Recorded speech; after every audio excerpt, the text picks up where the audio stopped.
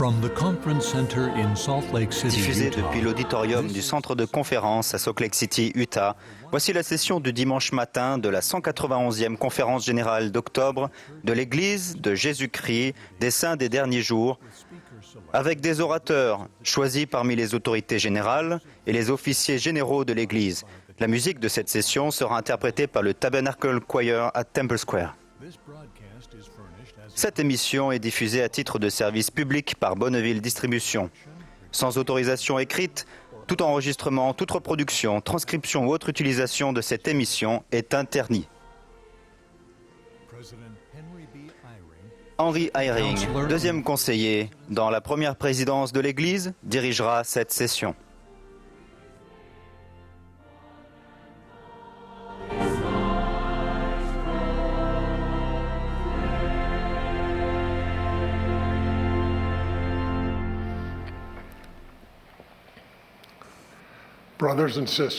Frères et sœurs, nous vous souhaitons la bienvenue à la session du dimanche matin de la 191e conférence générale d'octobre de l'Église de Jésus-Christ des Saints des Derniers Jours. Le président Nelson, qui préside la conférence, m'a demandé de diriger cette session. Nous adressons une très fraternelle bienvenue aux personnes du monde entier qui suivent cette session à la radio, à la télévision, sur l'Internet ou par satellite. Nous saluons les autorités générales et les officiers généraux qui assistent à cette réunion ce matin, et ceux en nombre limité assis sur l'estrade. Les chants de cette session seront interprétés par The Tabernacle Choir à Temple Square, et la musique sera dirigée par Mac Wilberg et Ryan Murphy, avec Richard Elliott et Andrew Unsworth à l'orgue. Une fois de plus, nous notons le nombre réduit de membres du chœur, afin de permettre le respect des mesures de distanciation sociale. Tous les participants ont été entièrement vaccinés contre la Covid-19 et ont été récemment testés pour s'assurer qu'ils n'étaient pas porteurs du virus. Le chœur a ouvert cette réunion avec « Come, rejoice » et interprétera à présent « Sing praise to him ».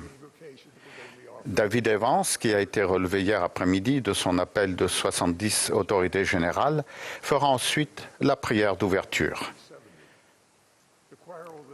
Le chœur chantera ensuite « Where Love Is ».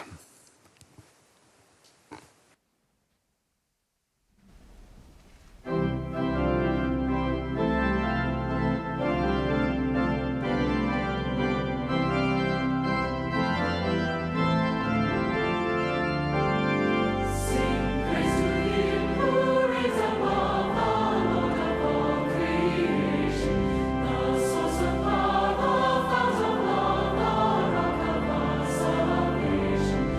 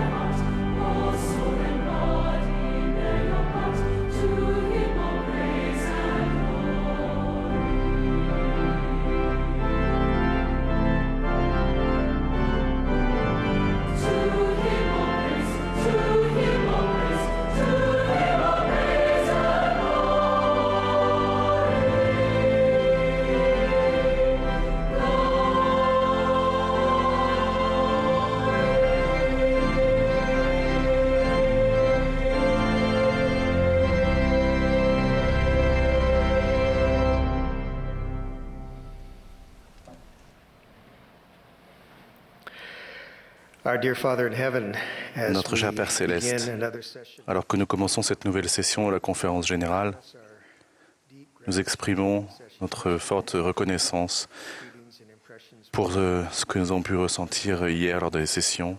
Nous sommes reconnaissants pour notre prophète, le président Nelson et ses conseillers, et les membres du Collège des 12, et toutes les autorités générales et les officiers généraux de l'Église.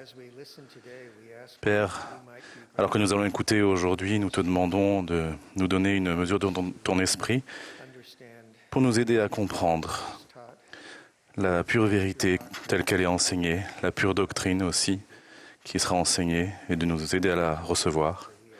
Et plus particulièrement, nous te demandons, Père, de nous donner l'esprit pour que nous puissions comprendre et recevoir les réponses de notre esprit, de notre cœur. Nous sommes reconnaissants d'être rassemblés aujourd'hui pendant cette conférence, où que nous soyons dans le monde. Nous te demandons de nous bénir pour que nous ayons ton esprit et toutes ces bénédictions que nous recherchons et que tu veux bien nous donner. À nouveau, nous t'aimons et nous sommes reconnaissants de ces journées. Nous disons tout cela au nom de Jésus-Christ. Amen.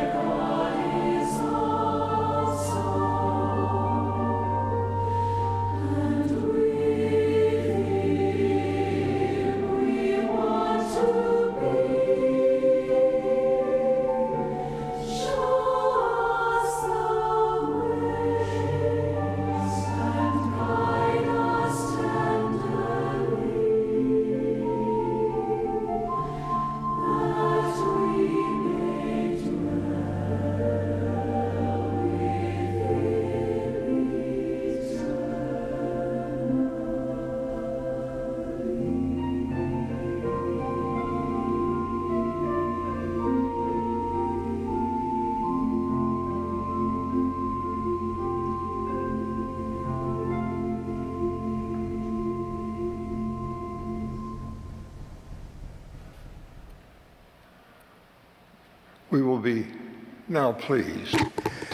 aurons à présent le plaisir d'entendre Dieter Ohrdorf du Collège des 12 apôtres.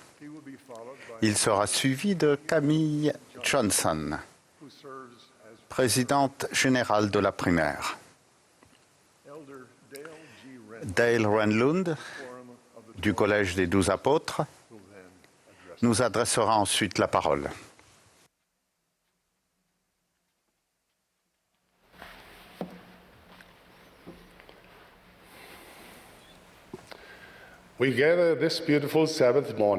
Nous sommes rassemblés en ce beau matin de sabbat pour parler du Christ, nous réjouir de son évangile et nous soutenir les uns les autres à mesure que nous avançons sur le chemin de notre Sauveur. En tant que membres de l'Église de Jésus-Christ des Saints des derniers jours, nous nous réunissons dans ce but chaque jour de sabbat, tout au long de l'année. Si vous n'êtes pas membre de l'Église, nous vous accueillons de tout cœur et vous remercions de vous joindre à nous pour adorer le Sauveur et apprendre à le connaître. Tout comme vous, nous nous efforçons, de manière bien imparfaite, de devenir de meilleurs amis, voisins et êtres humains. Et nous cherchons pour cela à suivre notre modèle, Jésus-Christ. Nous espérons que vous ressentez la sincérité de notre témoignage. Jésus-Christ vit. Il est réel. Il est le Fils du Dieu vivant. Et il guide ses prophètes sur la terre aujourd'hui. Tout comme notre prophète, le président Nelson. Nous vous invitons tous à venir, à écouter la parole de Dieu et à prendre part à sa bonté. Je témoigne personnellement que Dieu est parmi nous et qu'assurément il se rapprochera de toute personne qui se rapproche de lui. Nous considérons que c'est un honneur de marcher avec vous sur le chemin droit et étroit du disciple. Il existe une théorie souvent évoquée selon laquelle les personnes qui sont perdues tournent en rond. Récemment, des scientifiques de l'Institut Max Planck de cybernétique biologique ont testé cette théorie. Ils ont emmené des participants dans une forêt dense et leur ont donné une instruction simple, marcher en ligne droite. Il n'y avait aucun repère visible. Les sujets de l'étude devaient se fier uniquement à leur sens de l'orientation. À votre avis, comment s'en sont-ils sortis ? Les scientifiques ont conclu, les gens tournent effectivement en rond quand ils n'ont aucun repère fiable concernant la direction qu'ils prennent. Lorsqu'on les a ensuite interrogés, certains des participants ont répondu avec conviction qu'ils n'avaient absolument pas dévié de leur trajectoire. Malgré leur conviction, les données GPS ont montré qu'ils avaient marché en boucle, faisant parfois seulement 20 mètres de diamètre. Pourquoi avons-nous tant de mal à marcher en ligne droite ? Certains chercheurs émettent l'hypothèse que de petites irrégularités apparemment insignifiantes au niveau du terrain font la différence. D'autres ont souligné le fait que nous avons tous une jambe légèrement plus forte que l'autre. Toutefois, il est plus probable que nous ayons du mal à marcher tout droit parce que nous sommes de moins en moins sûrs de savoir où est le droit devant.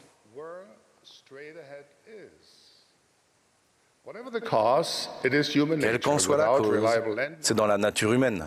Sans repère fiable, nous dévions de notre trajectoire. N'est-il pas intéressant que des facteurs minimes et apparemment insignifiants puissent faire une différence majeure dans notre vie ?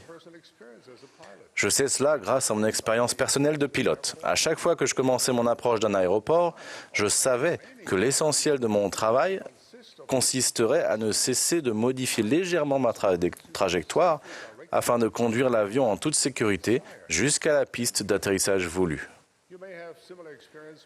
Vous avez peut-être fait la même expérience en conduisant un véhicule. Le vent, les irrégularités de la route, l'alignement imparfait des roues, le manque d'attention, sans parler du comportement des autres conducteurs, peuvent tous nous éloigner du chemin voulu. Négligez de faire attention à ces éléments et votre journée risque de mal se terminer.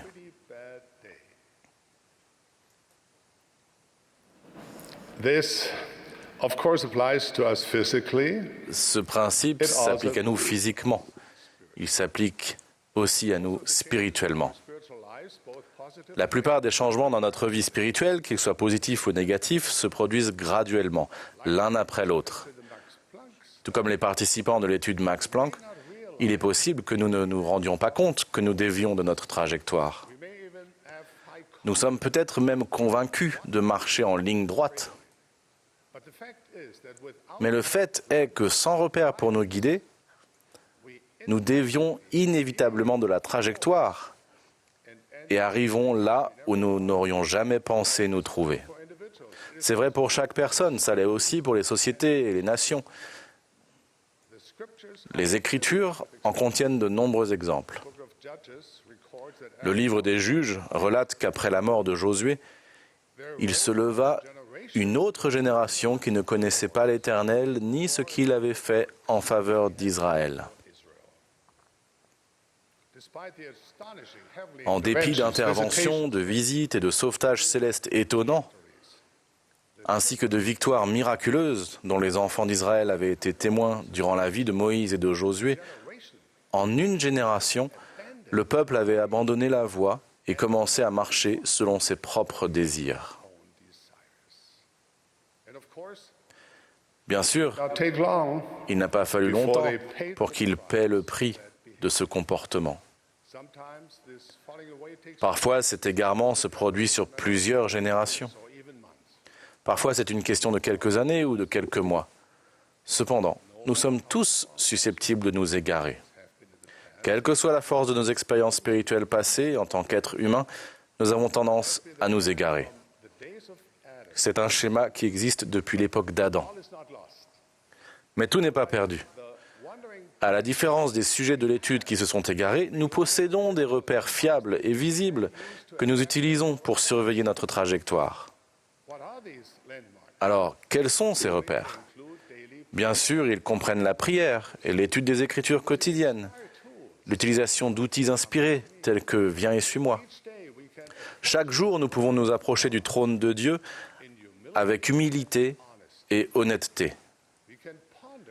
Nous pouvons méditer sur nos actions et passer en revue les moments de notre journée pour faire le point sur la nature de notre volonté et de nos désirs à la lumière des siens.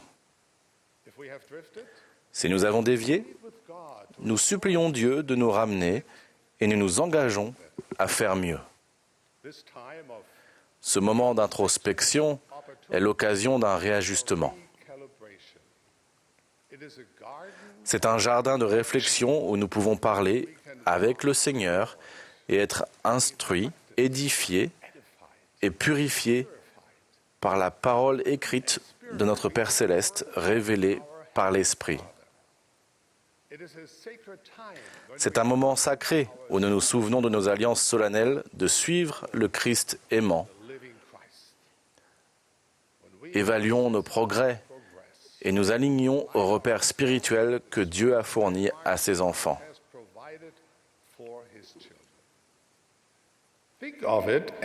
Voyez cela comme votre rétablissement quotidien personnel. Durant notre voyage de pèlerin sur le chemin de la gloire, nous savons à quel point il est facile de s'égarer. Tout comme de légères déviations nous éloignent de la voie du Seigneur, de même, le fait de nous réaligner par des actes petits et simples nous y ramèneront avec certitude. Quand les ténèbres se glissent dans notre vie, comme cela arrive souvent, notre rétablissement quotidien ouvre notre cœur à la lumière céleste. Celle-ci illumine notre âme, chasse les ombres, les craintes et les doutes. Si nous recherchons cette lumière, il est certain que Dieu nous donnera par son Esprit Saint, oui, par le don ineffable du Saint-Esprit, de la connaissance. Chaque fois que nous le lui demanderons, il nous enseignera la voie et nous aidera à la suivre. Ceci, bien sûr, requiert un effort continuel de notre part. Nous ne pouvons pas nous contenter des expériences spirituelles du passé. Nous avons besoin d'un flux continu d'expériences. Nous ne pouvons pas nous reposer indéfiniment sur le témoignage des autres. Nous devons édifier le nôtre. Nous avons besoin d'un apport quotidien et continu de lumière céleste. Nous avons besoin de temps de rafraîchissement, de temps de rétablissement personnel. Les eaux qui coulent ne peuvent pas rester longtemps impures, tel que dit l'Écriture. Pour conserver des pensées et des actions pures, nous devons continuer d'avancer. Après tout, le rétablissement de l'Évangile et de l'Église n'est pas un événement unique. C'est un processus continu. Un jour à la fois, un cœur à la fois. Il en est de nos jours comme de nos vies. Voici ce qu'a dit un écrivain. Une journée ressemble à une vie entière. On entreprend quelque chose, puis on finit par faire autre chose. On projette de faire des achats, mais on ne les fait pas. Et quand vient l'heure du bilan, on se rend compte que l'existence tout entière a été faite d'une suite d'événements fortuits. La vie a le même aspect général que celui d'une journée. Vous voulez changer l'aspect de votre vie? Changez l'aspect de votre journée. Vous voulez changer votre journée? Changez cette heure. Changez ce que vous pensez, ce que vous ressentez et ce que vous faites à cet instant précis. Un petit gouvernail peut diriger un grand bateau. De petites briques peuvent devenir une magnifique demeure.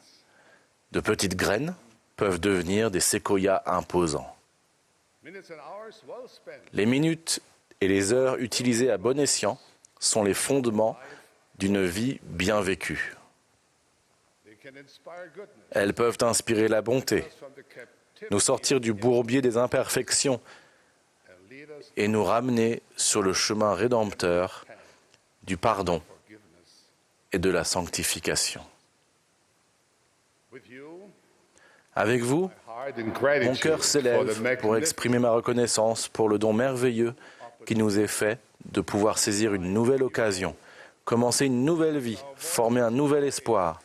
Nous élevons nos voix en louange pour notre Dieu généreux et indulgent. Car cela ne fait aucun doute, il est le Dieu des nouveaux départs. Le but sublime de toute son œuvre est de nous aider, nous, ses enfants, à réussir dans notre quête de l'immortalité et de la vie éternelle.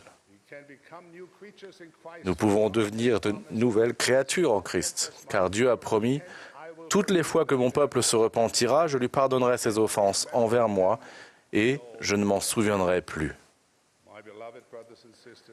Mes chers frères et sœurs, chers amis, nous dévions tous de la trajectoire de temps en temps. Mais nous pouvons nous remettre sur la voie, nous pouvons trouver notre chemin à travers les ténèbres et les épreuves de cette vie et retrouver celui qui nous ramènera à notre Père Céleste aimant, si nous recherchons les repères spirituels qu'il nous a fournis. Embrassons la révélation personnelle et nous employons à un rétablissement quotidien. C'est ainsi que nous devenons de véritables disciples de notre Sauveur bien-aimé Jésus-Christ. Si nous le faisons, Dieu nous sourira. Il nous bénira dans le pays que l'Éternel, notre Dieu, nous donne. Nous serons pour l'Éternel un peuple saint. Ma prière est que nous recherchions un rétablissement quotidien et que nous efforcions continuellement de marcher sur le chemin de Jésus-Christ. Au nom de Jésus-Christ. Amen.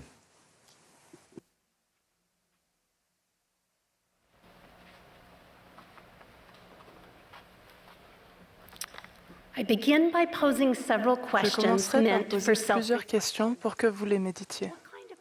Quel genre d'histoire êtes-vous en train d'écrire pour votre vie? Y décrivez-vous un chemin droit et étroit? Est-ce que votre histoire se termine là où elle a commencé dans votre foyer céleste?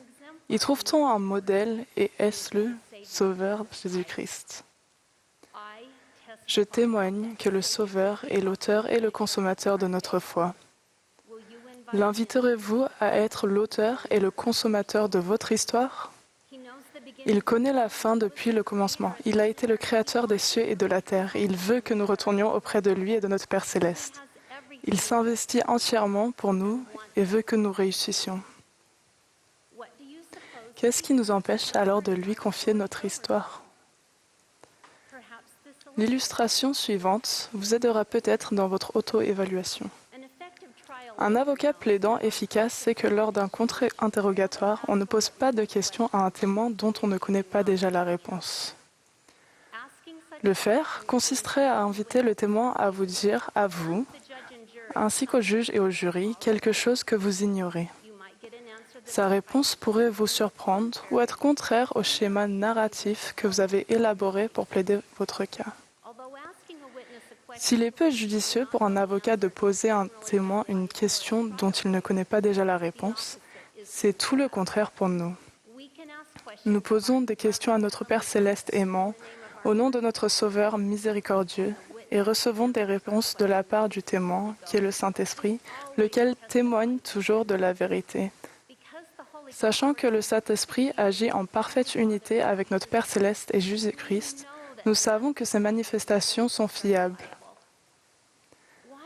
Pourquoi, alors, sommes-nous parfois réticents à demander ce genre d'aide céleste, cette vérité qui nous est manifestée par le Saint-Esprit? Pourquoi hésitons-nous à poser une question dont nous ne connaissons pas la réponse, alors que non seulement le témoin est un ami, mais il dira toujours la vérité? Est-ce parce que nous n'avons pas la foi suffisante d'accepter la réponse qu'il pourrait nous donner? Est-ce parce que la femme ou l'homme naturel en nous est réticent à remettre complètement sa vie entre les mains du Seigneur et à lui faire entièrement confiance? Est-ce pour cela que nous choisissons de nous en tenir à la version confortable de l'histoire que nous avons nous-mêmes écrite et qui est vierge de toute modification de la part du maître-auteur? Nous ne voulons pas poser de questions et obtenir de réponses qui ne s'inscriraient pas parfaitement dans l'histoire que nous écrivons pour notre vie. En toute franchise, certainement peu d'entre nous incluraient dans leur histoire les épreuves qui nous raffinent. Pourtant, n'aimons-nous pas lire l'apogée glorieux d'une histoire dans laquelle le protagoniste surmonte la difficulté? Les épreuves sont les éléments de l'intrigue qui rendent nos histoires préférées convaincantes, intemporelles, inspirantes et dignes d'être racontées. Les beaux combats au cœur de nos histoires sont ce qui nous rapproche du Sauveur et nous raffinent et nous rendent plus semblables à lui. Pour que David vainque Goliath, il fallait que le garçon affronte le géant. S'il avait rédigé une histoire confortable, David serait retourné à garder des moutons. Au lieu de cela, il a réfléchi à l'expérience qu'il avait eue en sauvant des agneaux, des griffes d'un lion et d'un ours. Et s'appuyant sur ses exploits héroïques, il a rassemblé la foi et le courage de laisser Dieu écrire son histoire. Il a déclaré « L'Éternel qui m'a délivré de la griffe du lion et de la patte de l'ours me délivrera aussi de la main de ce Philistin. » Parce qu'il avait le désir de laisser Dieu prévaloir, d'être à l'écoute du Saint-Esprit et de laisser le Sauveur être l'auteur et le consommateur de son histoire, le jeune David a vaincu Goliath et a sauvé son peuple. Bien sûr, le principe sublime qu'est le libre arbitre nous permet d'écrire nos propres histoires. David aurait pu rentrer chez lui, veiller sur des moutons. Mais Jésus-Christ se tient prêt à nous utiliser comme des instruments divins, des crayons taillés par sa main pour écrire un chef-d'œuvre. Par sa miséricorde, il est prêt à m'utiliser, moi, un crayon malingre, comme instrument entre ses mains, si j'ai la foi de le laisser faire, de le laisser écrire mon histoire. Esther est un autre bel exemple de disposition à laisser Dieu prévaloir. Plutôt que de s'en tenir à un récit prudent d'autres protections, elle a exercé sa foi en se remettant complètement entre les mains du Seigneur. Aman complotait pour détruire tous les Juifs de Perse. Mardoché, un membre de la famille d'Esther, eut connaissance du complot et lui écrivit l'exhortant à parler au roi en faveur de son peuple. Esther expliqua à Mardoché que quiconque s'approchait du roi sans être convoqué était passible de mort. Mais dans un acte de foi formidable, elle demanda à Mardoché de rassembler les Juifs et de jeûner pour elle. Elle déclara « Moi aussi je jeûnerai de même avec mes servantes, puis j'entrerai chez le roi, malgré la loi. Et si je dois périr, je périrai. » Esther était prête à laisser le Sauveur écrire son histoire, même si, à travers le prisme de la condition mortelle, la fin pouvait en être tragique. Heureusement, le roi reçut Esther et les Juifs de Perse furent sauvés. Bien sûr, un tel degré de courage est rarement attendu de nous. Toutefois, laisser Dieu prévaloir, le laisser être l'auteur et le consommateur de notre histoire exige que nous respections ses commandements et les alliances que nous avons contractées. C'est notre respect des commandements et de nos alliances qui ouvrira la loi de communication pour que nous recevions la révélation par l'intermédiaire du Saint-Esprit. Et c'est grâce aux manifestations de l'Esprit que nous sentirons la main du Maître écrire notre histoire avec nous. En avril 2021, notre prophète, Russell Nelson, nous a demandé de réfléchir à ce que nous ferions si nous avions plus de foi en Jésus-Christ.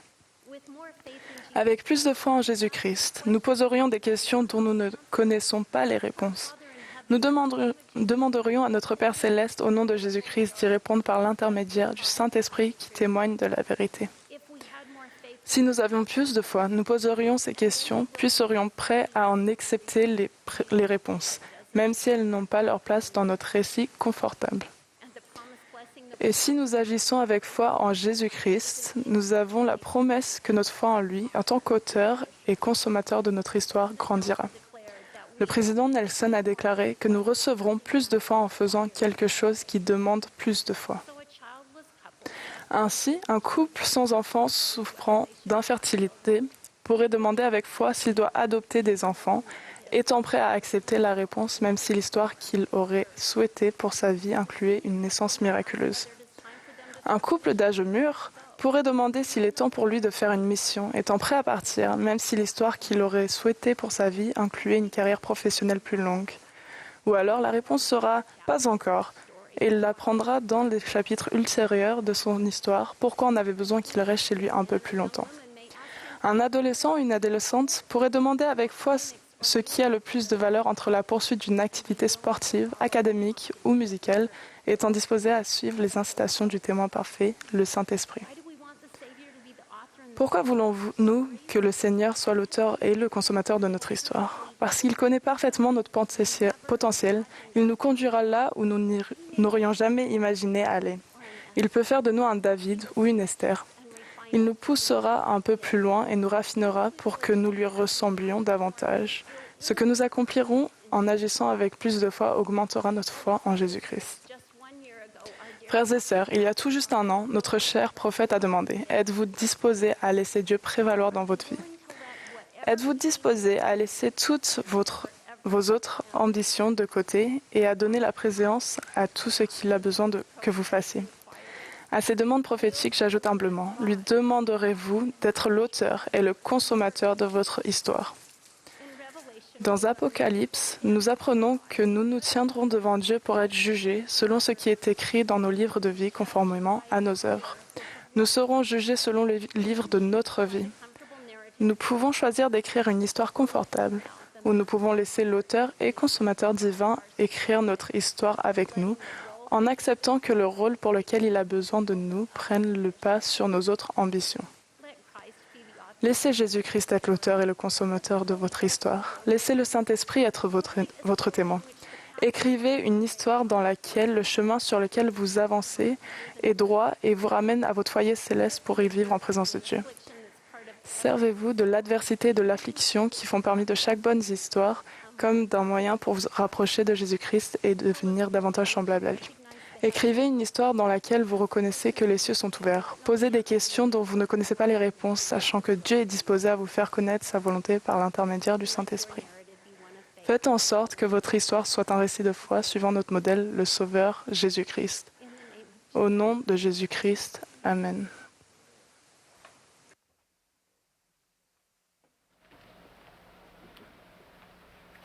Thank you, Sister Johnson. Merci, Sœur Johnson. My dear brothers and sisters, Mes chers frères et sœurs, lors d'une épreuve d'effort, l'activité du cœur est augmentée. Un cœur qui tolère la marche à pied peut avoir du mal à supporter les exigences de la course en montée. L'épreuve d'effort peut ainsi révéler une maladie sous-jacente, invisible autrement.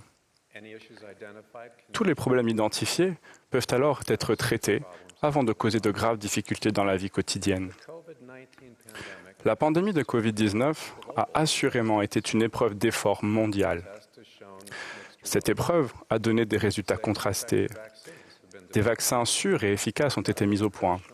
Les professionnels de santé, les enseignants, les soignants et d'autres personnes ont fait des sacrifices héroïques et continuent d'en faire. Beaucoup de gens ont fait preuve de générosité et de gentillesse et continuent de le faire.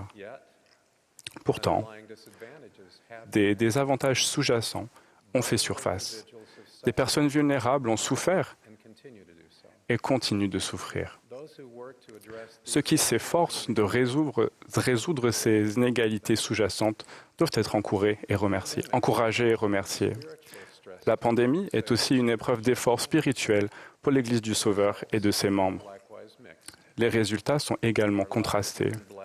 Notre vie a été bénie par le service pastoral effectué de manière plus élevée et plus sainte, par le programme d'études Viens et suis-moi et par l'apprentissage de l'Église qui a eu lieu principalement au foyer, avec le soutien de l'Église. Pendant ces moments difficiles, beaucoup de gens ont fait preuve de compassion en apportant de l'aide et du réconfort. Pourtant, dans certains cas, l'épreuve d'effort spirituel a révélé des tendances à la querelle et à la division. Cela suggère que nous avons du travail à faire pour changer notre cœur et nous unir comme de vrais disciples du Sauveur. Ce défi n'est pas nouveau, mais il est crucial.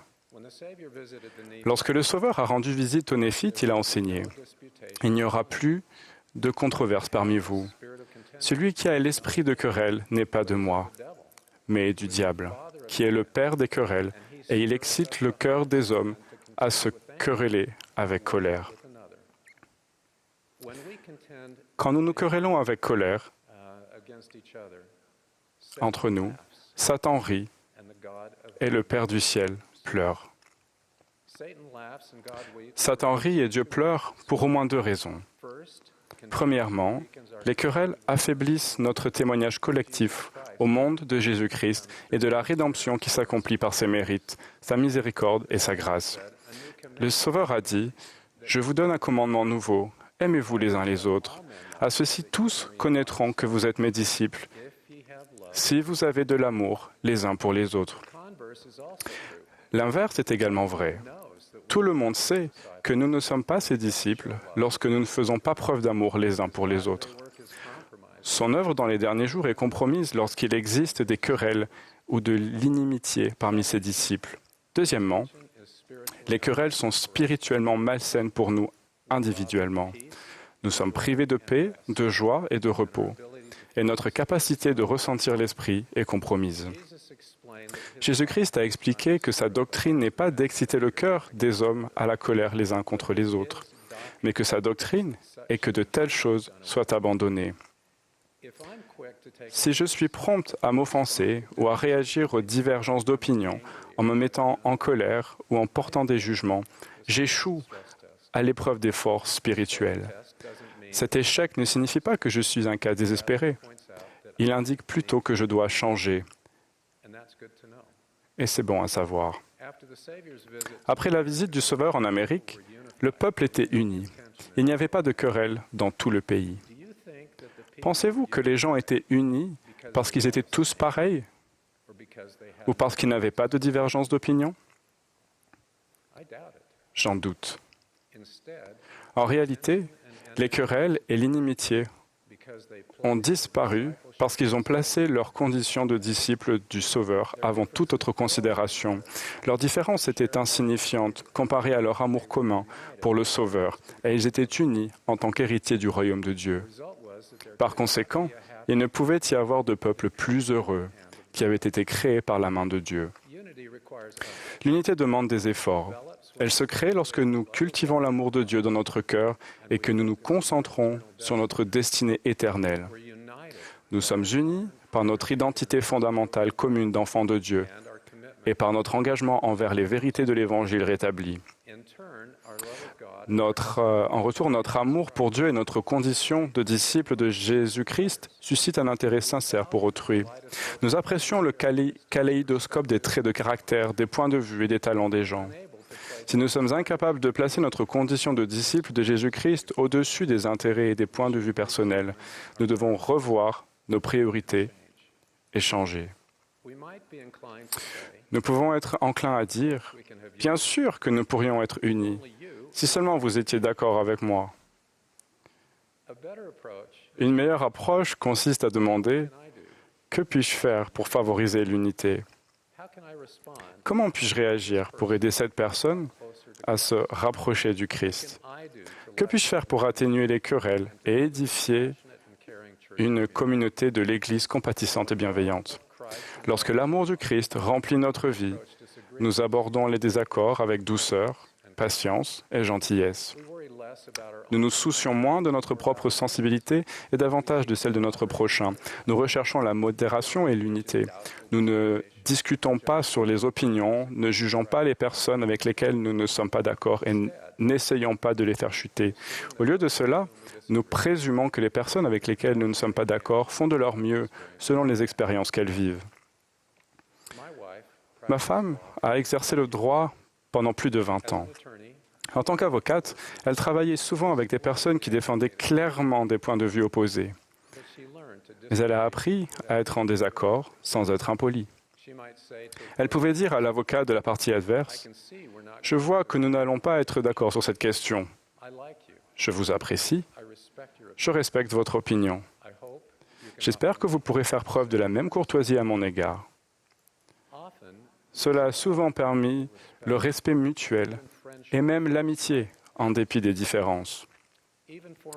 Même d'anciens ennemis peuvent devenir unis du fait qu'ils sont disciples du Sauveur. En 2006, j'ai assisté à la consécration du temple d'Helsinki, en Finlande, pour honorer mon père et mes grands-parents, qui ont fait partie des premiers convertis à l'Église dans ce pays.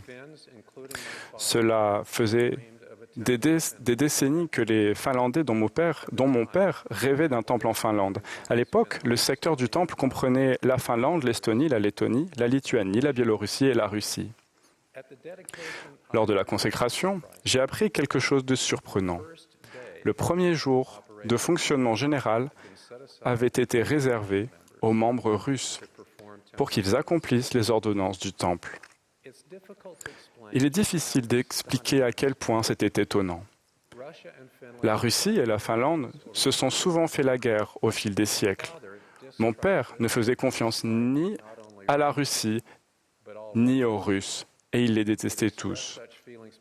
Il exprimait de tels sentiments avec passion, et ces sentiments étaient typiques de l'inimitié finlandaise envers la Russie.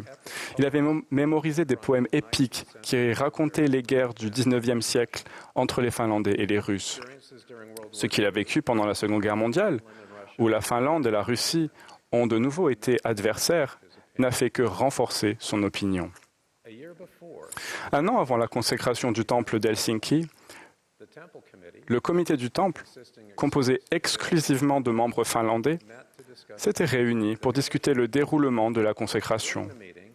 Au cours de la réunion, quelqu'un a fait remarquer que les saints russes voyageraient pendant plusieurs jours pour assister à la consécration et espérer recevoir leur bénédiction du temple avant de rentrer chez eux. Le président du comité, Sven Öklund, a suggéré que les Finlandais pouvaient attendre un peu plus longtemps et que les Russes devaient être les premiers à accomplir leurs ordonnances, les ordonnances dans le temple d'Helsinki. Tous les membres du comité ont accepté. Les fidèles saints des derniers jours finlandais ont reporté leur bénédiction du temple pour arranger les saints russes. Le président de l'interrégion, qui était présent à cette réunion du comité, président Denis Nyesvander, a écrit plus tard « Je n'ai jamais été aussi fier des Finlandais qu'à ce moment-là.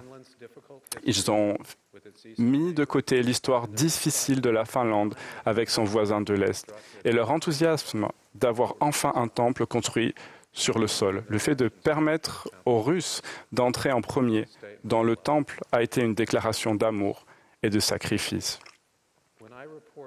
Lorsque j'ai fait part de cet acte de bonté à mon père, son cœur s'est adouci et il a pleuré, ce qui était très rare chez ce Finlandais stoïque.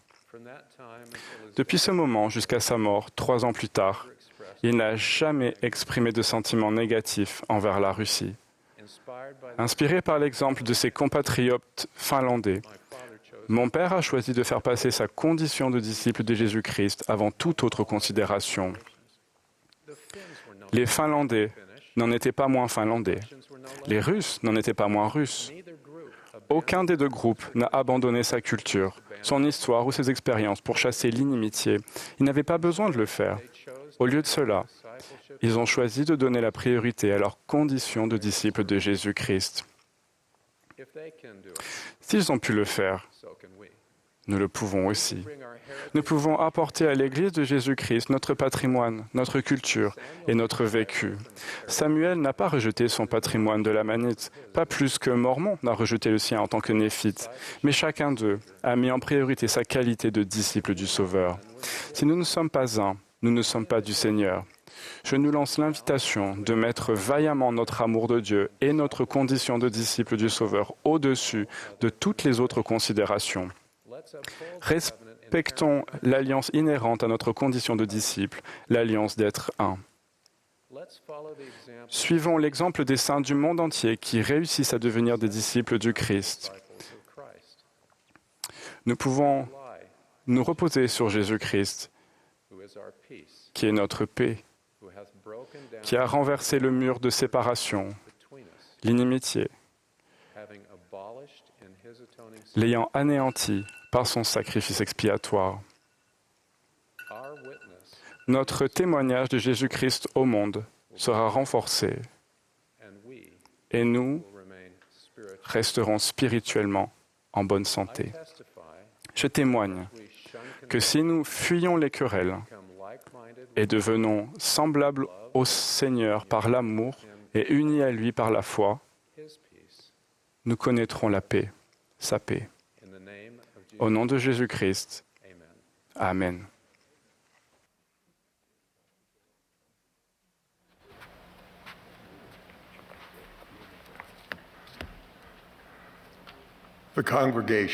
La congrégation se joindra maintenant au chœur pour chanter « Je suis enfant de Dieu ». Après ce chant, nous entendrons Vaiangina Sikaema, des 70. Il sera suivi de Quentin Cook, du Collège des 12 apôtres.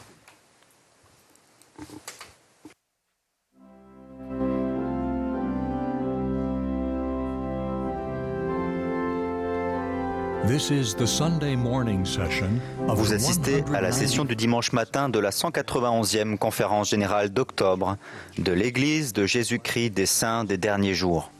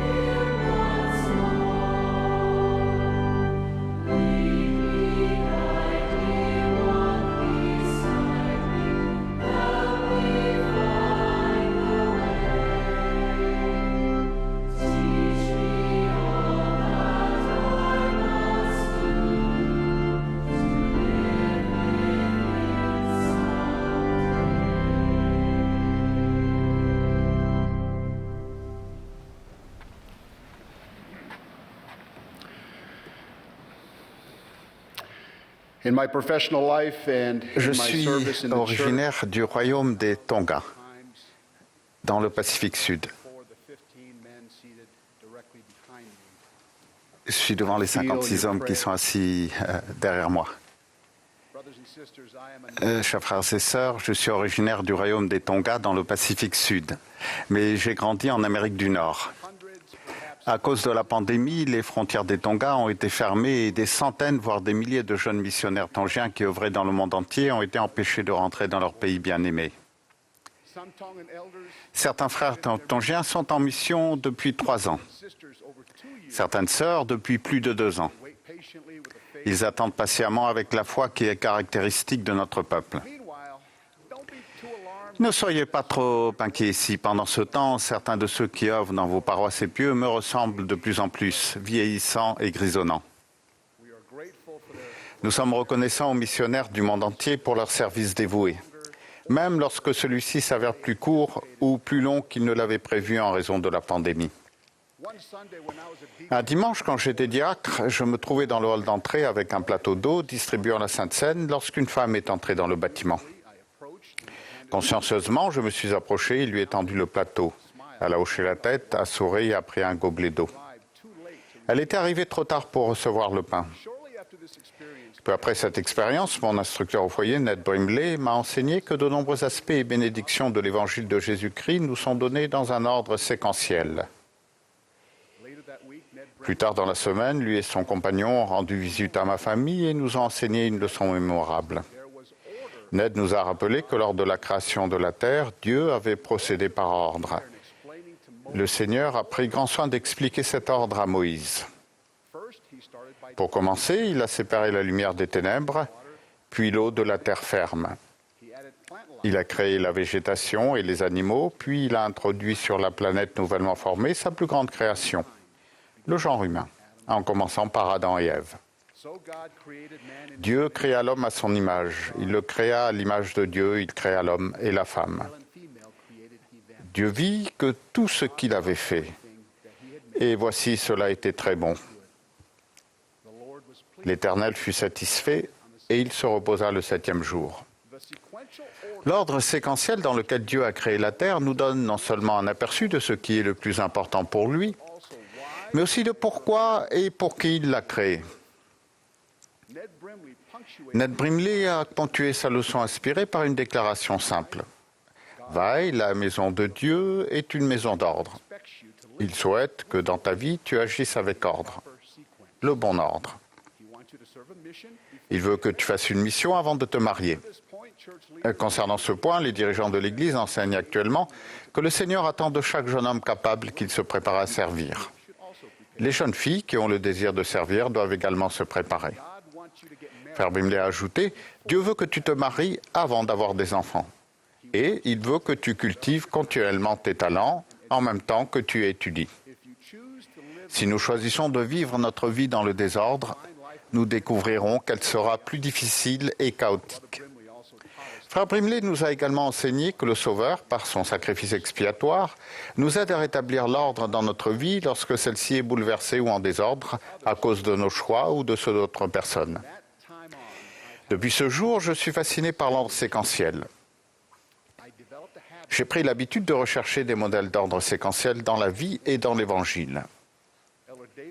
David Bednar a enseigné le principe suivant. Quand on étudie, apprend et vit l'Évangile de Jésus-Christ, l'ordre dans lequel les choses se produisent est souvent instructif. Par exemple, réfléchissez aux leçons que nous pouvons retirer en ce qui concerne les priorités spirituelles de l'ordre dans lequel les événements importants se sont produits quand la plénitude de l'Évangile du Sauveur a été rétablie dans ces derniers jours.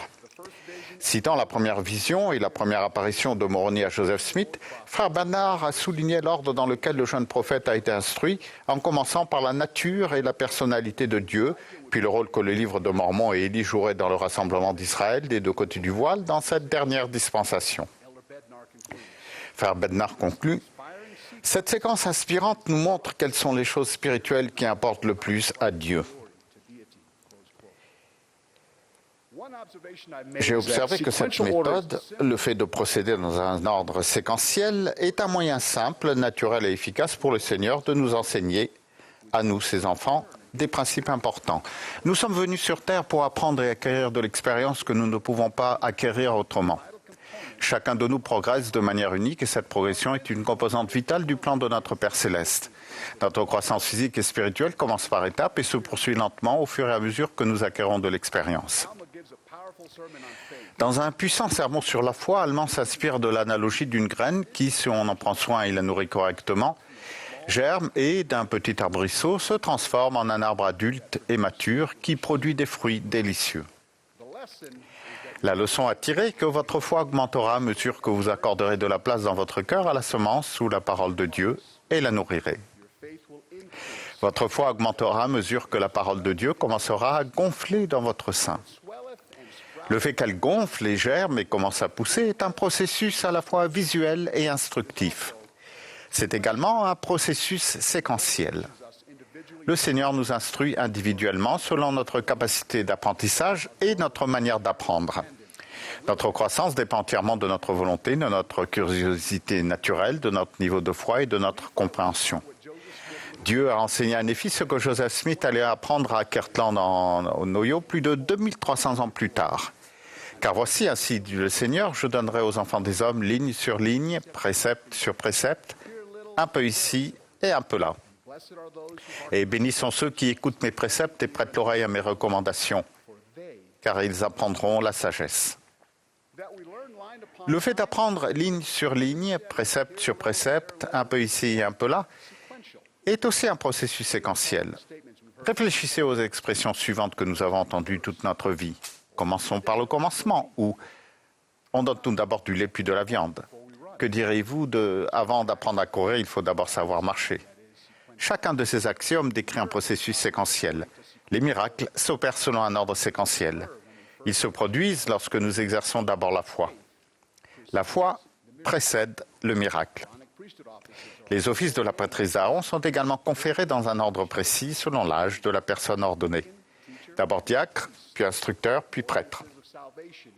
Les ordonnances du salut et de l'exaltation sont par nature séquentielles. Le baptême vient avant le don du Saint-Esprit. Les ordonnances du temple sont également séquentielles. Et bien sûr, comme mon ami Ned Brimley me l'a si sagement enseigné, la Sainte Seine est un processus séquentiel. Elle commence par le pain, puis ensuite vient l'eau. Pendant qu'ils mangeaient, Jésus prit du pain.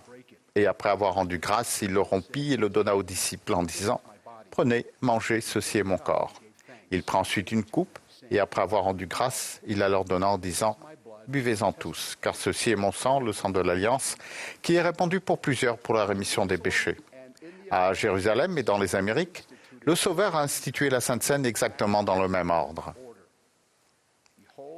Voici, ma maison est une maison d'ordre, dit le Seigneur Dieu, et pas une maison de confusion. » Le repentir est un processus séquentiel. Il commence par la foi en Jésus-Christ, même un tout petit peu de foi. La foi exige l'humilité, un élément essentiel pour avoir le cœur brisé et l'esprit contrit. En effet, les 4 premiers principes de l'Évangile sont des étapes séquentielles. Nous croyons que les premiers principes et ordonnances de l'Évangile sont, premièrement, la foi au Seigneur Jésus-Christ. Deuxièmement, le repentir. Troisièmement, le baptême par immersion pour la rémission des péchés. Quatrièmement, l'imposition des mains pour le don du Saint-Esprit. Le roi Benjamin enseigna à son peuple cette vérité importante et veilla à ce que tout cela se fasse avec sagesse et ordre, car il n'est pas requis que l'homme court plus vite qu'il n'a de force. Et en outre, il est nécessaire qu'il soit diligent afin qu'il remporte ainsi le prix. C'est pourquoi tout doit se faire avec ordre. Puissions-nous vivre notre vie avec ordre et nous efforcer de suivre la séquence que le Seigneur a établie pour nous. Nous serons bénis si nous recherchons et suivons les modèles et l'ordre par lesquels le Seigneur enseigne ce qui est le plus important pour lui. Au nom sacré de Jésus-Christ. Amen.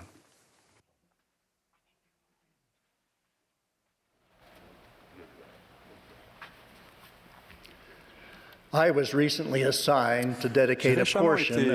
récemment été chargé de la consécration d'une partie du Vieux Nauvoo.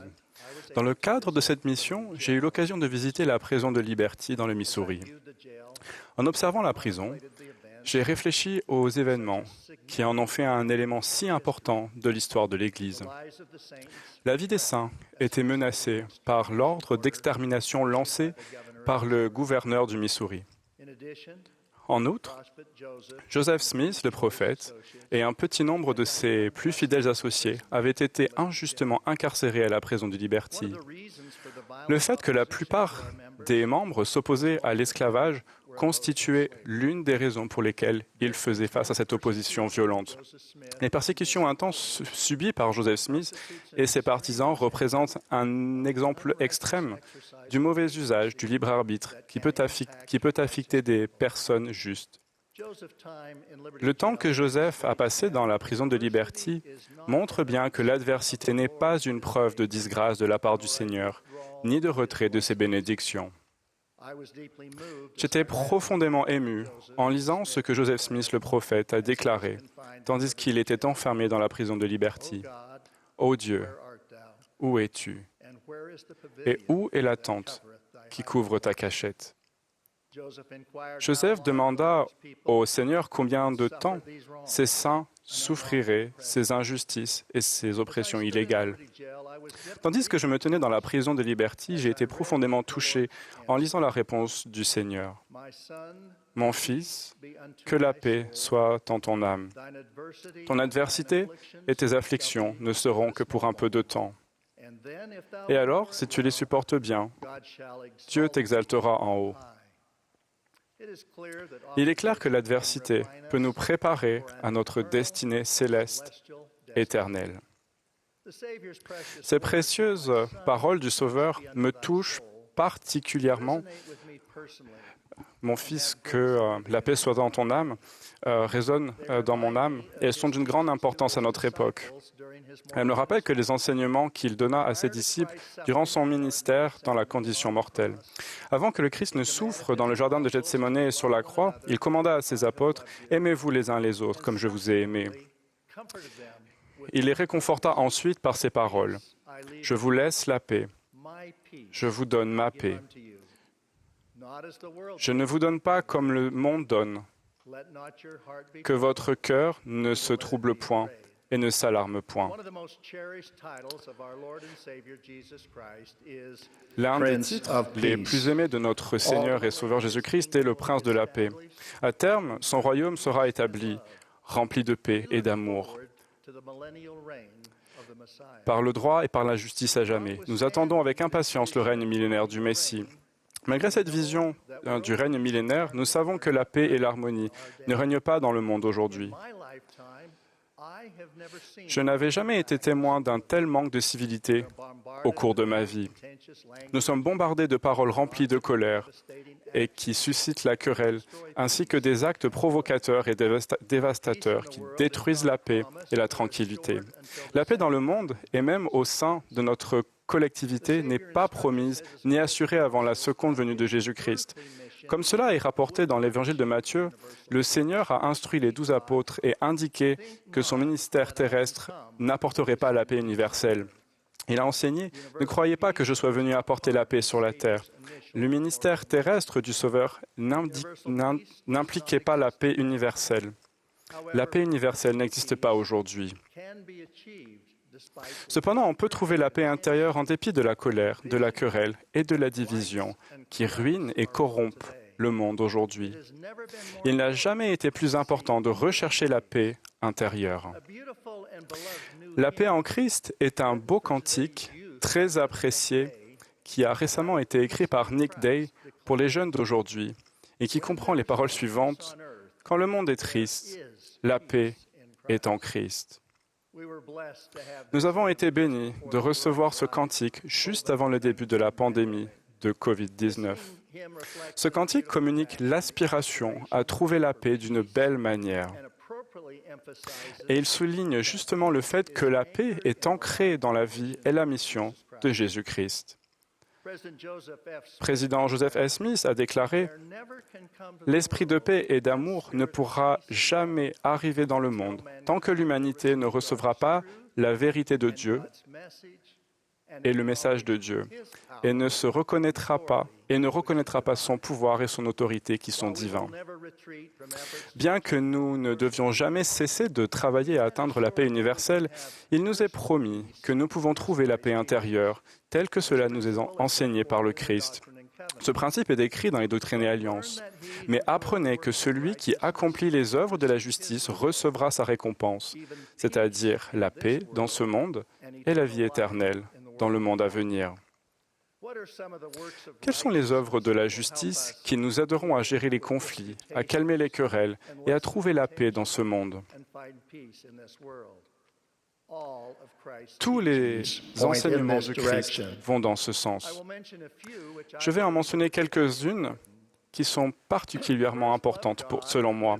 Premièrement, aimer Dieu, vivre ses commandements et pardonner à tous. Président George Albert Smith devint président de l'Église en 1945. Ses années de service en tant qu'apôtre le firent connaître comme un dirigeant pacifique. Au cours des 15 années qui précédèrent son appel à la présidence de l'Église, les difficultés et les épreuves engendrées par une grande crise économique mondiale, suivie par la mort et la destruction provoquée par la Seconde Guerre mondiale, n'avaient rien de paisible.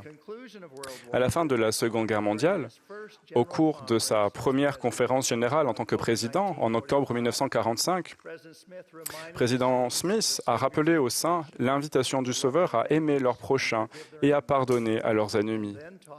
Il a ensuite enseigné « C'est là l'esprit que tous les saints des derniers jours devraient chercher à avoir s'ils espèrent un jour pouvoir se tenir en sa présence et recevoir de lui un accueil glorieux au foyer divin. » Deuxièmement, recherchez les fruits de l'Esprit. Dans son épître aux Galates, l'apôtre Paul expose la dichotomie entre les œuvres de la justice qui nous qualifient pour hériter le royaume de Dieu et les œuvres qui, si l'on ne s'en repent pas, peuvent nous en disqualifier. Parmi ces choses qui nous qualifient, on trouve les fruits de l'Esprit. L'amour, la joie, la paix, la patience, la bonté, la bénignité, la fidélité, la douceur et la tempérance.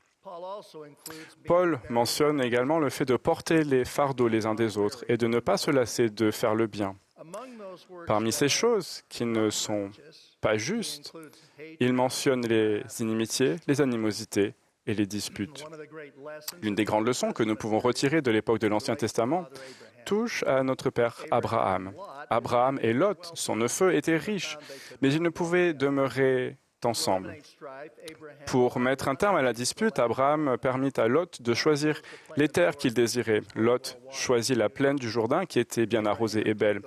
Abraham prit la plaine moins fertile de Mamré. Les Écritures indiquent qu'Abraham leva ensuite ses tentes et bâtit un autel à l'Éternel. En revanche, Lot dressa ses tentes en direction de Sodome. La leçon est claire. Pour pouvoir jouir de relations paisibles, nous devons être disposés à faire des compromis et à mettre un terme aux désaccords qui ne touchent pas aux choses relatives à la justice. Comme l'a enseigné le roi Benjamin, vous ne serez pas enclins à vous nuire les uns aux autres, mais à vivre en paix. Mais pour ce qui a trait à la justice et à la doctrine établie, nous devons demeurer fermes et constants. Si nous voulons obtenir la paix, qui est le fruit des œuvres de la justice, nous n'orienterons pas nos tentes en direction du monde. Nous orienterons nos tentes en direction du temple. Troisièmement, exercer notre libre arbitre pour choisir la justice. La paix et le libre arbitre sont des éléments essentiels du plan de salut qui sont étroitement liés.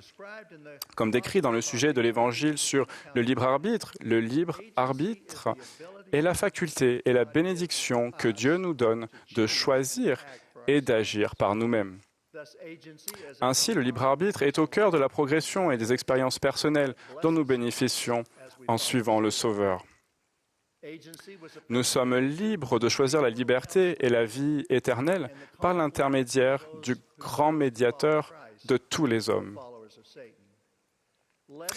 Le libre arbitre permet aussi aux mauvais choix dévastateurs de certains de causer du tort, des souffrances et parfois même la mort.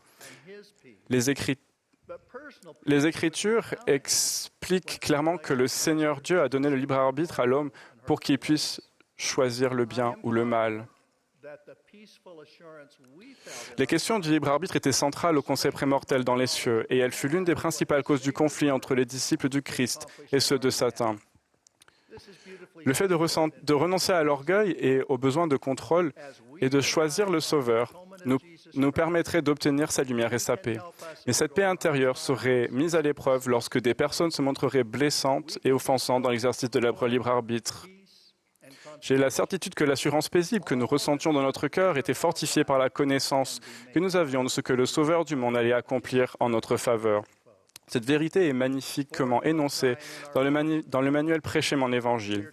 Si nous nous fions à l'expiation de Jésus-Christ, il peut nous aider à supporter nos épreuves, nos maladies et nos souffrances. Nous pouvons être remplis de joie, de paix et de consolation. Tout ce qui est injuste dans la vie peut être réparé par l'expiation de Jésus-Christ. Quatrièmement, édifier Sion dans notre cœur et dans notre foyer. Nous sommes tous des enfants de Dieu et faisons tous partie de sa famille. Nous sommes également membres de la famille dans laquelle nous sommes nés. L'institution de la famille est le fondament du bonheur et de la paix. Le président Nelson a enseigné que la pratique religieuse centrée sur le foyer et soutenue par l'Église peut libérer le pouvoir des familles pour transformer notre foyer en sanctuaire.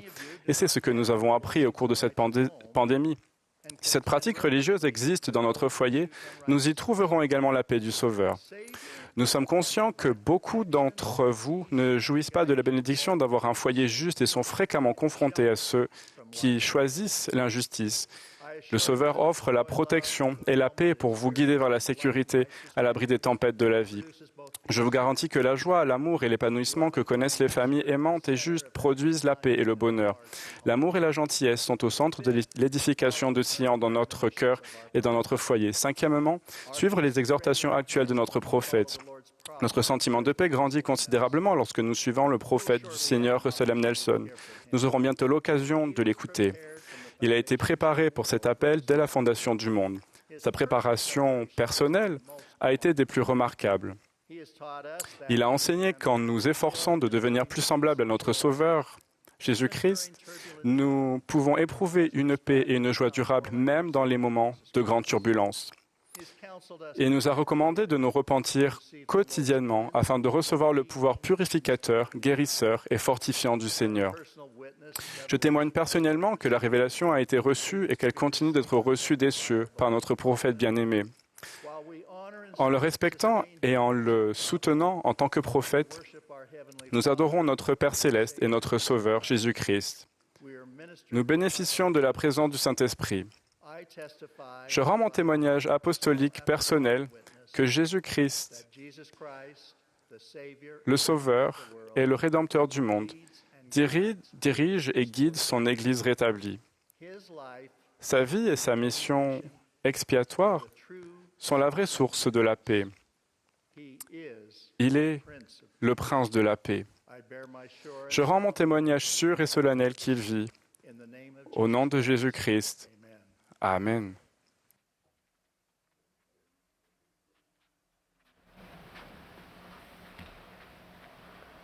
Nous remercions le Tabernacle Choir à Temple Square de la belle musique qu'il a interprétée ce matin et les personnes qui ont pris la parole. Le chœur va maintenant interpréter « Quel fondement ferme ». Le dernier orateur de cette session sera Russell Nelson, notre prophète bien-aimé.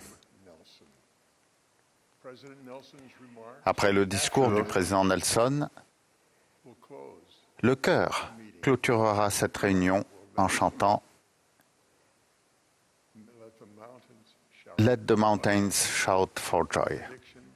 Ensuite, Jean Bingham, présidente générale de la Société de secours, fera la prière de clôture.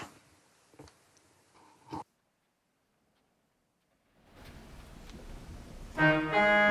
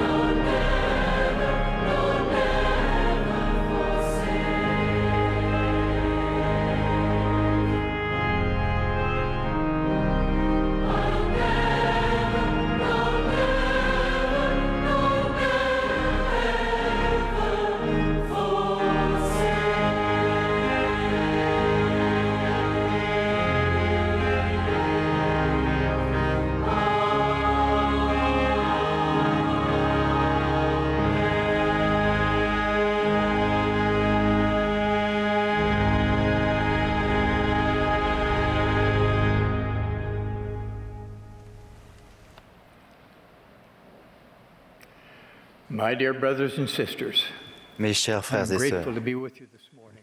je suis reconnaissant d'être avec vous ce matin pour vous exprimer les sentiments de mon cœur. You know, we are Comme vous le savez, nous effectuons des rénovations importantes sur le temple historique de Salt Lake City. complex project Ce projet complexe comprend une consolidation importante de ces fondations d'origine which has served well. qui ont bien servi pendant plus d'un siècle. This temple must stand. Mais ce temple doit rester érigé beaucoup plus longtemps. In late May, Fin mai, expected the progress. j'ai inspecté les progrès de ce projet de grande envergure. I thought you would appreciate seeing what J'ai pensé que vous aimeriez voir ce que nous avons vu, ma femme Wendy et moi. see why Je pense que vous verrez how firm pourquoi le cantique « Quel fondement ferme » new meaning. a acquis une plus grande signification pour nous.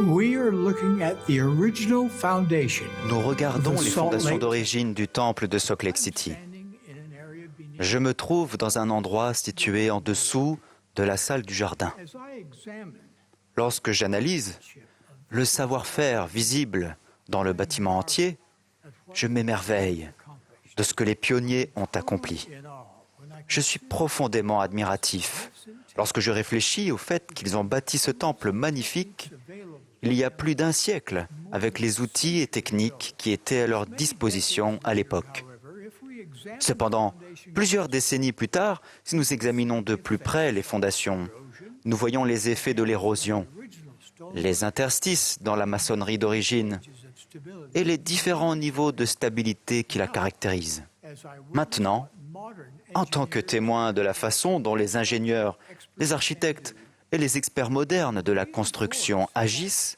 pour renforcer la fondation d'origine, I am absolutely amazed. je suis absolument stupéfait. The foundation of any building, Leur travail est remarquable. as large as this one, Les fondations de n'importe quel bâtiment, particulièrement celles d'un bâtiment aussi imposant que celui-là, doivent être solides et suffisamment résistantes pour supporter des tremblements de terre, la corrosion, des vents puissants et le tassement inévitable qui affecte tous les bâtiments. task of strengthening La tâche complexe en cours de réalisation, will qui reinforce consiste à renforcer ce temple sacré, foundation that can lui permettra d'avoir des fondations qui résisteront à l'épreuve du temps. We are sparing no effort to Nous give ne this reculons devant aucun effort pour donner à ce temple vénérable, qui était devenu de plus en plus vulnérable, withstand the forces des fondations qui résisteront aux forces de la nature jusqu'au millénium. in like manner. It is now time De même, that we each il est maintenant temps pour chacun de nous measures de mettre en place des mesures extraordinaires, peut-être des mesures que nous n'avons jamais prises auparavant, personal pour fortifier les fondations de notre spiritualité personnelle. times Des périodes sans précédent measures. demandent des mesures sans précédent.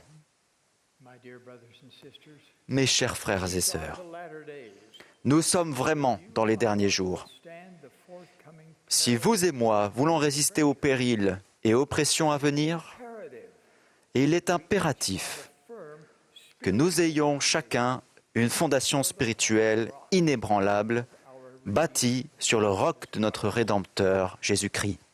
So I ask each Alors, je demande à chacun de vous, how firm is your foundation quel est le niveau de résistance de votre fondation to your testimony? et de quoi avez-vous besoin pour renforcer votre témoignage et votre compréhension de l'Évangile?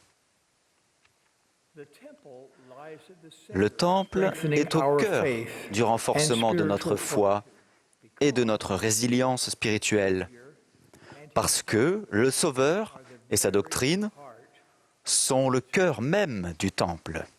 everything taught in the temple Tout ce qui est enseigné dans le temple, through the Spirit par les instructions et l'Esprit, understanding accroît notre compréhension de Jésus-Christ.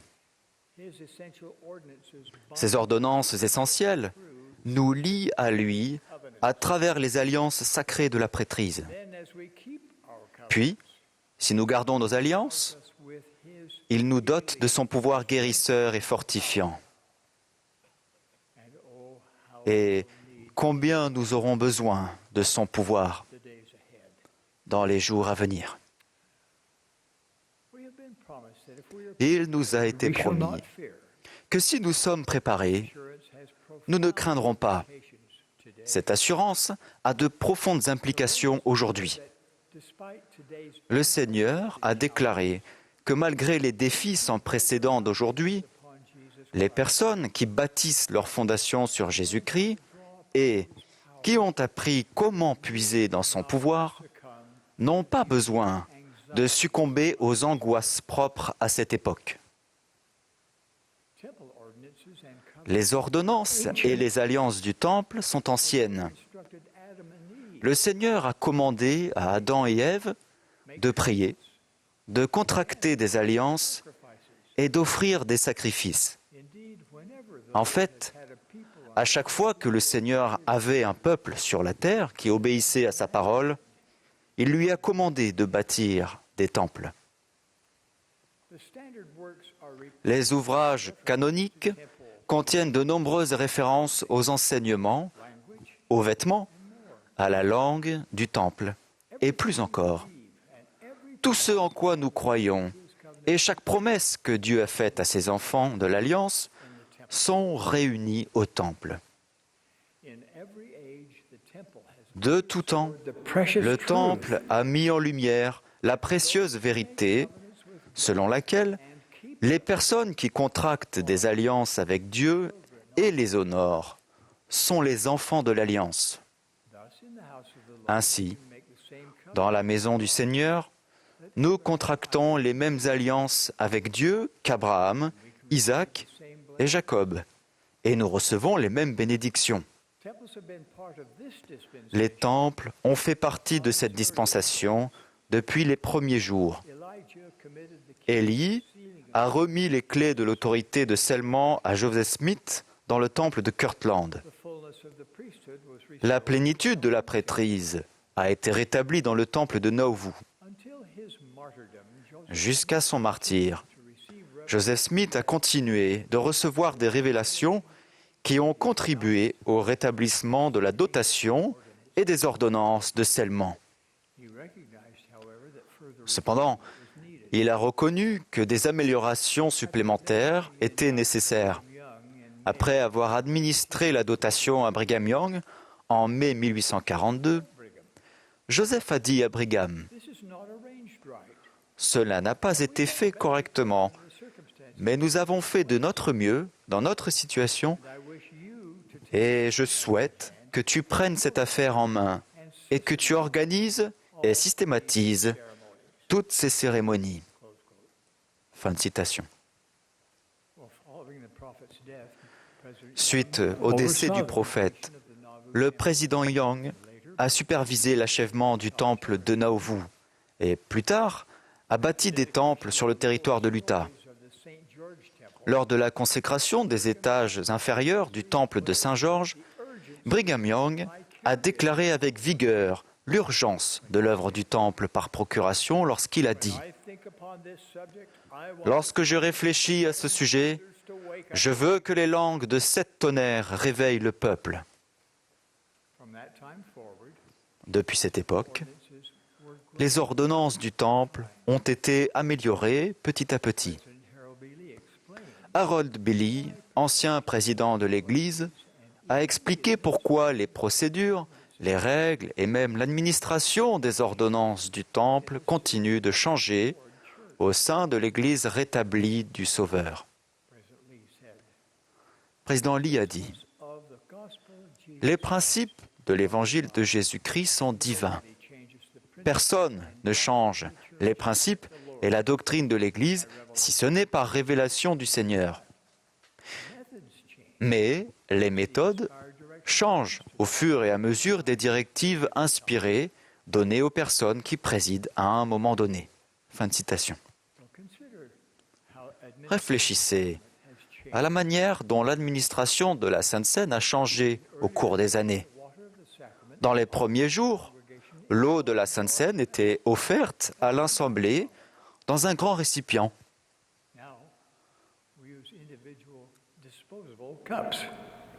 Maintenant, nous avons des gobelets individuels jetables. La procédure a changé, mais les alliances restent les mêmes. Méditez sur ces trois vérités. Premièrement, le rétablissement est un processus, pas un événement. Et il se poursuivra jusqu'au retour du Seigneur. Deuxièmement, l'objectif suprême du rassemblement d'Israël est d'apporter les bénédictions du Temple aux enfants fidèles de Dieu. Troisièmement, lorsque nous nous efforçons d'accomplir cet objectif avec plus d'efficacité, le Seigneur révèle davantage de choses. Le rétablissement continu nécessite des révélations continues. La première présidence et le collège des 12 apôtres ont souvent demandé au Seigneur s'il y avait des meilleures manières d'apporter les bénédictions du Temple à ses enfants fidèles. Nous recherchons régulièrement des directives sur la manière de s'assurer que les enseignements, les alliances et les ordonnances du Temple soient correctes et cohérentes, malgré les différences de langue et de culture. Sous la direction du Seigneur et en réponse à nos prières, des adaptations récentes de procédures ont été faites.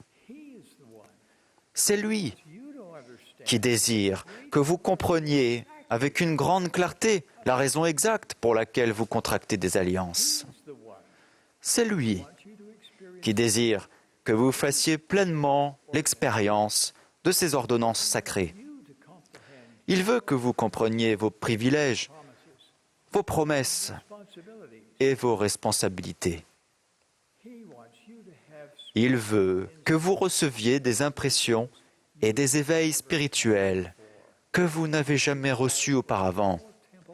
Il désire cela pour tous les usagers du Temple, où qu'ils vivent. Les adaptations actuelles des procédures du Temple et celles qui vont suivre sont la preuve continuelle que le Seigneur dirige activement son Église. Il offre à chacun de nous des occasions d'affermir plus efficacement notre fondation spirituelle en centrant notre vie sur lui et sur les ordonnances et alliances de son temple. Lorsque vous apportez votre recommandation pour le temple à la maison d'apprentissage du Seigneur, le cœur contrit et l'esprit ouvert, il vous instruira. Si la distance, les problèmes de santé ou d'autres contraintes vous empêchent d'aller au temple pendant quelque temps, je vous invite à choisir un moment régulier ou repasser dans votre esprit les alliances que vous avez faites. Si vous n'aimez pas encore aller au temple, allez-y plus souvent, pas moins souvent. Lorsque vous êtes au temple, permettez au Seigneur, par son esprit, de vous instruire et de vous inspirer. Je vous promets qu'avec le temps, le temple deviendra un lieu de sécurité, de réconfort et de révélation.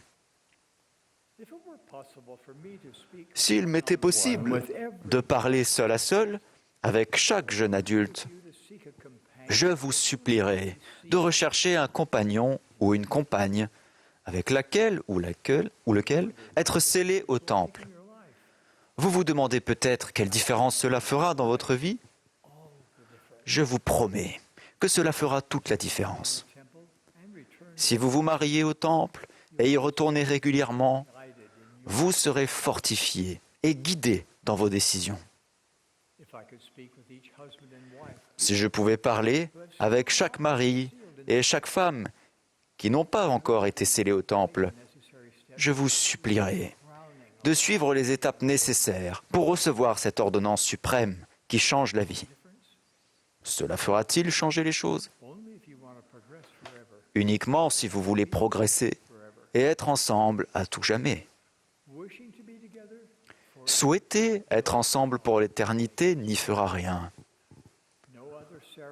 Aucune autre cérémonie et aucun contrat ne rendra cela possible. Si je pouvais parler à chaque homme et à chaque femme qui espère se marier, mais n'a pas encore trouvé de compagnon ou de compagne éternelle, je vous exhorterai à ne pas attendre le mariage avant d'être doté dans la maison du Seigneur. Commencez maintenant à apprendre et à faire l'expérience de ce que signifie être armé du pouvoir de la prêtrise. À tous ceux parmi vous qui ont contracté les alliances du Temple, je vous supplie de constamment chercher, dans la prière, à comprendre les alliances et les ordonnances du Temple. Des portes spirituelles s'ouvriront.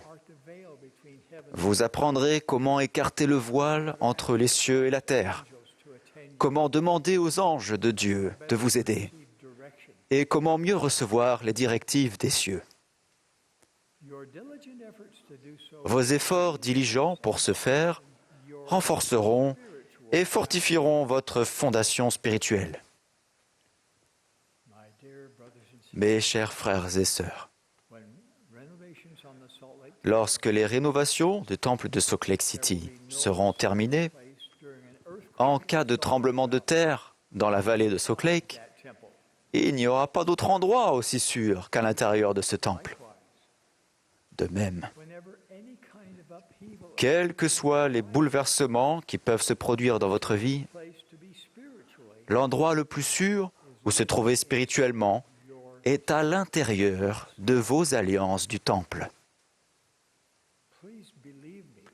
Croyez-moi, s'il vous plaît, lorsque je dis que lorsque votre fondation spirituelle est bâtie solidement sur Jésus-Christ, vous n'avez pas besoin d'avoir peur. En étant fidèle à vos alliances faites dans le temple, vous serez fortifiés par son pouvoir. Puis, lorsque des tremblements de terre spirituels se produiront, vous serez en mesure de rester fort parce que votre fondation spirituelle est solide et inébranlable. Je vous aime, chers frères et sœurs. Je connais ces vérités. Dieu, notre Père céleste, veut que vous choisissiez de revenir chez vous, auprès de lui. Son plan de progression éternelle n'est pas compliqué et il fait honneur à votre libre arbitre. Vous êtes libre de choisir la personne que vous serez et avec qui vous serez dans le monde à venir. Dieu vit. Jésus est le Christ. C'est son Église, rétablie pour vous aider à remplir votre destinée divine. J'en témoigne. Au nom de Jésus-Christ. Amen.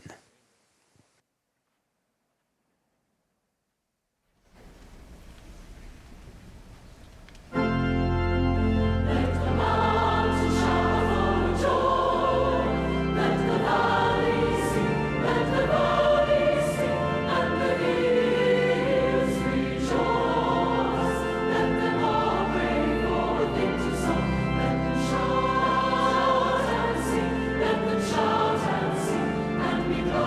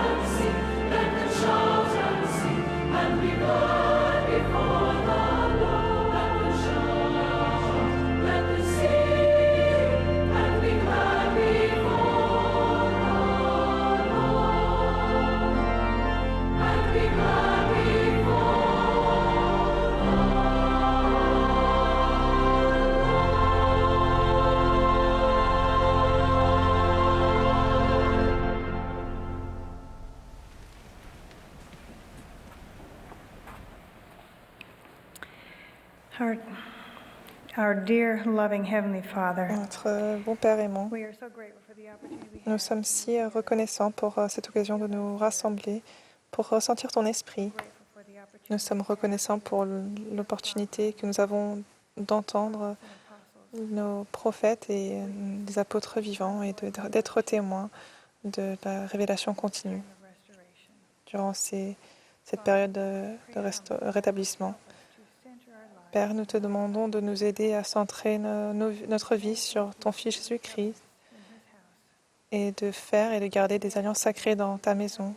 Nous te demandons de nous aider à avoir le courage et la foi et le pouvoir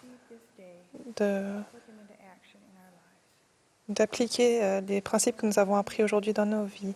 Nous te remercions pour toutes les bénédictions que nous avons et nous le faisons au nom de ton Fils Jésus-Christ. Amen.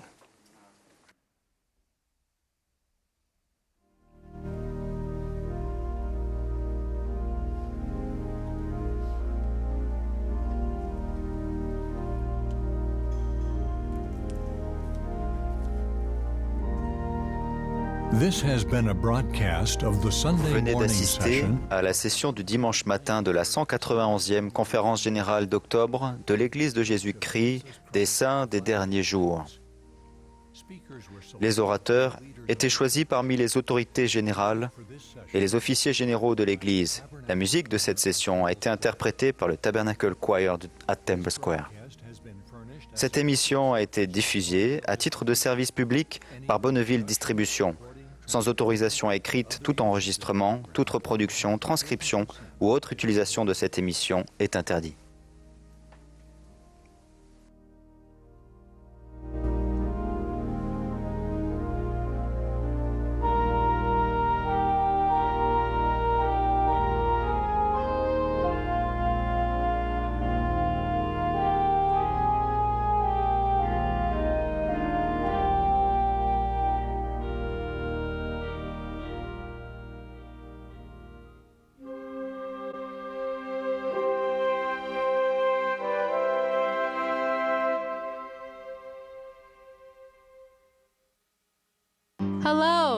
Et merci de vous être joints aux millions de personnes à travers le monde.